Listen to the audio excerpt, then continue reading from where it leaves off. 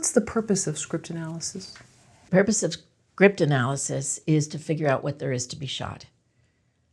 And that's, the core of the scene, the some people call it the nugget of the scene, the what it's about, I like to use this term emotional event. And I tried to find something catchier, but it just expresses what I want to say, so I stick to it. But it's to find out what there is to be shot. I was talking to a former student of mine just a few days ago who's been directing television. Well, first she did a beautiful, beautiful independent feature film that just wonderful a couple of years ago, and then from that she started getting some work doing television, and so we were having lunch with her and another former student, and she was saying that she still felt really puzzled about how to figure out how to do television because, it's because there's no time. She had spent a whole year preparing for her feature film, her independent feature film, and she was just puzzled, like because she said, I don't know how to be sure that I get what I have to get. And I said, well, I think you're looking at it from the wrong point of view. You have to do the work to figure out what it is you want to get. You have to start not just don't start with what camera angles you want. Start with what the scene is about. And start there. And then, I talk in this new book, my dollhouse approach to figuring out your blocking, to get some dollhouse dolls or action figures or Lego figures, and put some furniture around on a tabletop and move them around and see where they want to move while you're saying the lines, or where they want to stay in one place, and then figure out your shot list from taking from looking at that through a viewfinder, and but that those places but to have an idea before you start moving them around of what the scene is about, what happens to these relationships, how do people hurt each other, how do they help rescue each other, how do they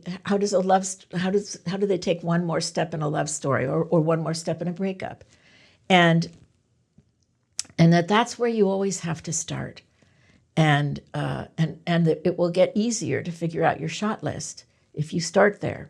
If you start with, I have to come up with a shot list, well, should I do this shot? You won't have a reason for choosing any particular shot. So you need to know what the scene is about in order to have a reason for choosing the shots. So even setting up a mock set with Lego figures or whatever, even if it's two stationary figures having a discussion, whether it's positive or negative? See, this is me. And that's why this is a suggestion. I'm not saying everybody should do this or has to do this. But for me, it does help if I take my two Lego figures and I just sit them down here and I say the lines out loud while they're right here. And I feel it in my fingers. No, this person doesn't want to move over here. This person doesn't want to move over here. They're I don't know. You have to try it to see if it works for you. I mean, I'm not saying it would work for everybody, but it's, how some people say that they prefer, when they're writing, they prefer to write longhand because it's more physical and their fingers are more connected to their brain that way. It's actually the opposite for me. I find my fingers more connected to my brain if I'm using a keyboard. But anyway, whatever connects your body to itself, to your body to your brain, is always going to be a good thing. So I think that helps. Clues in a screenplay, sort of underlying world of behavior. Can you talk about the clues? Well, that's the script analysis. You're looking for clues. If a character says, I remember you were the worst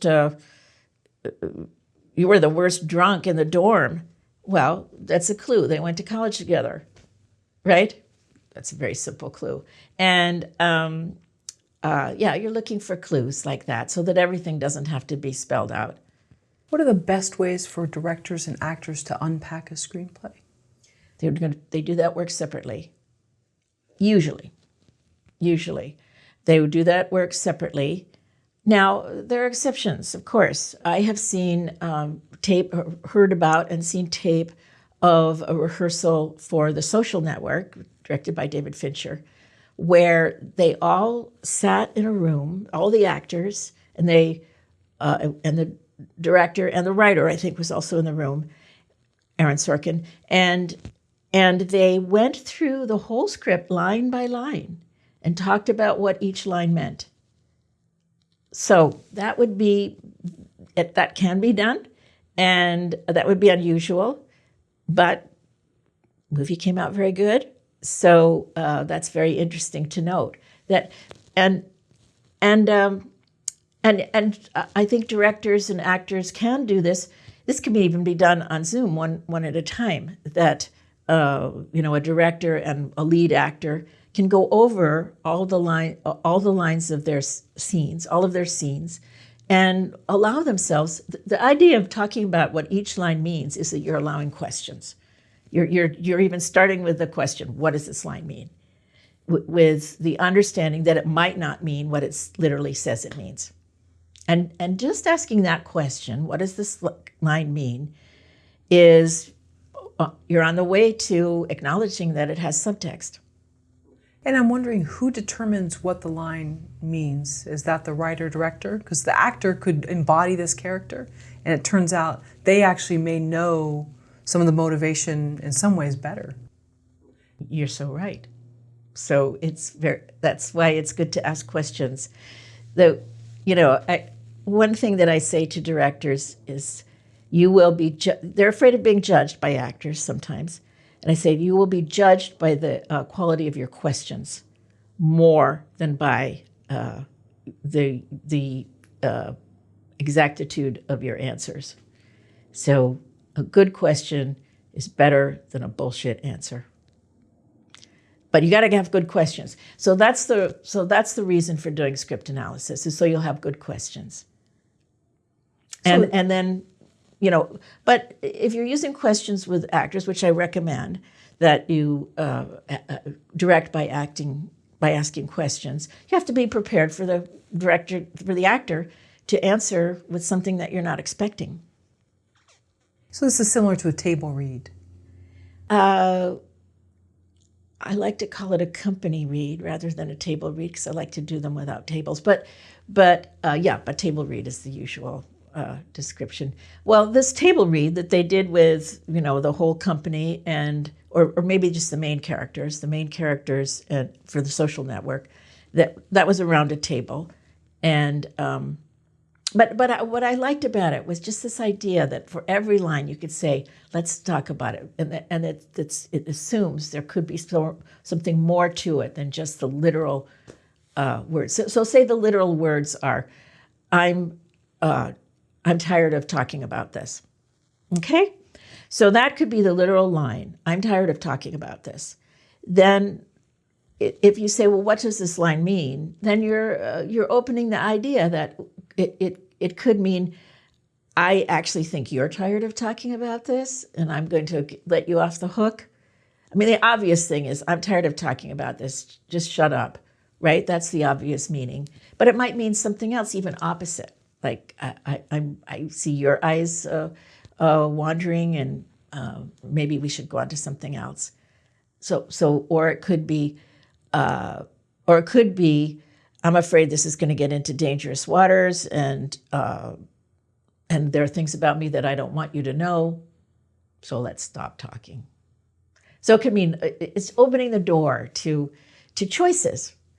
And as far as making the choices, here's something so important, is that there are certain choices that the actor and director must agree on, in order to be on the same page about the story they're telling. But there are so many choices that they don't have to be on the same page about, that where the choices can be left up to the actor, that the actor can have secrets. The actors can have secrets. They can have secrets from their other actors, and they can have secrets even from the director. Yeah, this is really important. And now the director is responsible for saying the scene works, let's move on to the next one, or saying, no, I'm still not satisfied, I want to work on it some more.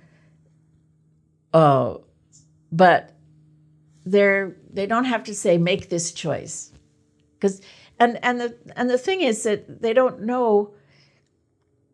When you have an idea, it's an idea. If a director has an idea for a choice that they think that the objective to humiliate the other person is going to work for the scene, that's an idea. It doesn't. It's not the scene until the actor tries it and it works. So yeah. And when a director gives an actor a secret that none of the other cast will know, when is that happening? Is it a little note? Are they pulling him aside, having a little chat? Seems anytime. Anytime. It can happen anytime. Yeah. The director can suggest a secret. But again, I would always do that with the language of permission, to say I was wondering if maybe they did talk about this one time before, and it's just that your character you're talking to doesn't remember. That could be a secret. It could be a very simple one, or it could be very big secret. But it can happen anytime, and that's a big part of a director's talent is being able to have their intuition, their leadership skills, is being able to have a sense of when to step in, when to step back. Knowing when to step in, when to step back. Now that's something that I can't tell people. They have to get it by experience. They have to practice and do and try things over and over and then develop an intuition about when to step in, when to step back, when to leave an actor alone and let them figure it out themselves. When to step in and say, are you struggling? Can I help? I had an idea, it might be worth trying.